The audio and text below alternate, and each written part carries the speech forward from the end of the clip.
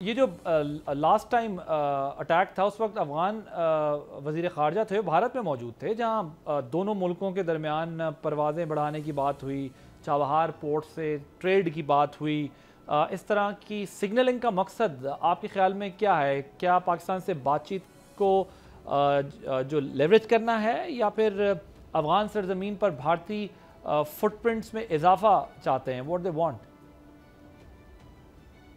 ये दोनों चीजें हो सकती हैं, लेकिन ये हैं हवाई के लिए। अभी मैं देख रहा था, चैम्बर ऑफ कॉमर्स के साथ मुत्तकी साहब बात कर रहे थे कि ट्रेड रूट्स खुलने चाहिए, आमदोरफ्त। तो अच्छा, चाबहार तो टेक्निकली बंद है, देखा जाए तो सैंक्शन इतनी हो चुकी है कि आई डाउटेड कि अभी एक्टिवेट हो सके। तो आपका वो रास्ता तो जहाज से फिर लेके जाएं आप गंदम की बोरियां, जो अगर आप देना चाहते हैं।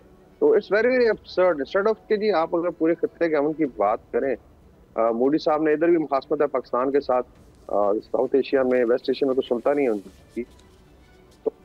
आप फिर कौन सा ट्रेड रूट खोलेंगे? बाकी ठीक है, अगर और दूसरा, अगर पाकिस्तान ने एयर स्पेस बंद की हुई है भारत की, तो जाएंगे चक्कर लगा के, जो जितने भी जहाज है लेके जाएं। I am sure middle east को अगर पता चलेगा कि ये नेगेटिव एक्टिविटी के लिए यूजर, शायद वो भी फिर इस तरह की फ्लाइट्स को इजाजत ना दे। तो ये सारे हवाई के लिए। बाकी ये जरूर है कि तालिबान के आई वुड से एक दिमाग में खन्नास था कि they can use terrorism as a tool of policy, और कंसेशन ड्रॉ करेंगे।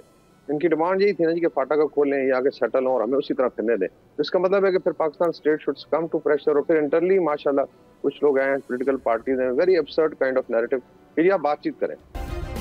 सब्सक्राइब करें और बेल दबाएं ताकि कोई खबर रह न जाए।